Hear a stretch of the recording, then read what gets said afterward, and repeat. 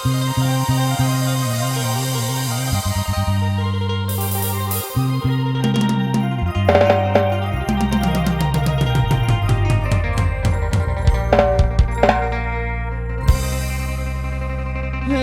เมียเอ๋ยเมียบ่ได้ตีบ่ได้ขาเป็นอย่างเมียมาไล่ป่าลาไก่อายกับลูกอ่อนไปเมียเอ๋ยเครียดอีหยังบ่บอกก่อนมานี่ไปสันดื้อมานี่ไปสันดื้อคือบาปวงละเมอ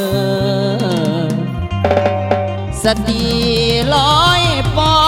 ยเกิดย้อนเมียอุ่นมานี่ไก่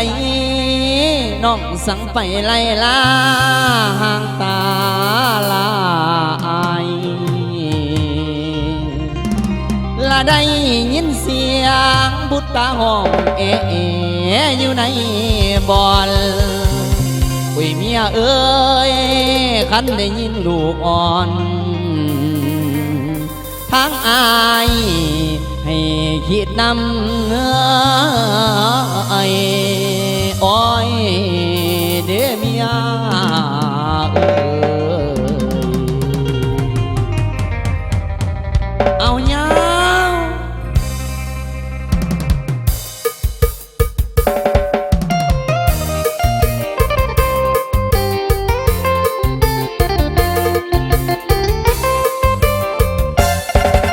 ลุงน้อยตามหาเมียแพงลูกแดงเมียจากไปเจ้าบ่ห่วง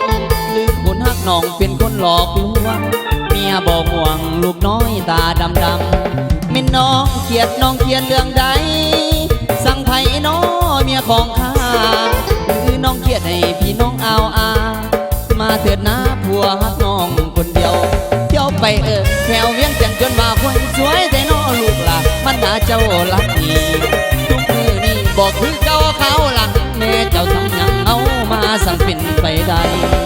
อยู่ใส่จะฮักกันสื่อตรงบอกคิดว่าสิลงลืมไหลลูกน้อยของเอาห้องให้เจ้าอยู่ใส่นอแม่บักซื้อแลน้ำสกุลขาวเหลืองตาเบือนหูสีเติมเอกลักษณ์เครื่องไม้บอกเบิ่งไปขอพึ่งถ้าผู้ใดเห็นแน่เมียของข่อยบ่หวังคอยซื้อไงลูกน้อยให้กลับมาแม่บักบ้านเพิ่นเพถูกน้ำให้น้ำนะวาสนาของตนถูกน้ำแต่เมียห่างไก่ขัน2 โมง 3 โมงอายสะดุ้งลุกขึ้นภาวนายกมือขึ้นไปหาเทวดาช่วยลูกได้นะให้เมียข้ากับคืนวัดยืนลูกห้องเงียบหามาสาเลี้ยงลูกใส่ไอเมียบ่อยู่บัวนี่ทุกใจลายสงสารลูกชายผู้น้อยตาดำกับเฮาเอ่ยเคยมีปางก่อนสาดจังย้อนเที่ยวใส่อยู่บ่เศร้าเล่งแลเศร้าลูกเฮาหันกันงากลับมาสาเมียแพงพี่ผัวยังคอยน้อง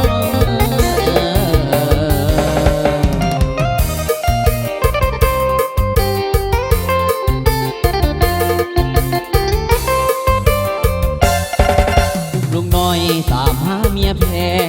ลูกแดงเมียจากไปเจ้าบ่ห่วงลืมคนหักน้องเป็นคนหลอกลวงเมียบ่ห่วงลูกน้อยตาดำมินน้องเขียดเรื่องใดสั่งไผ่น้อเมียของข้าคือน้องเขียดให้พี่น้องเอามาเถิดนะผัวหักน้องคนเดียวเที่ยวไป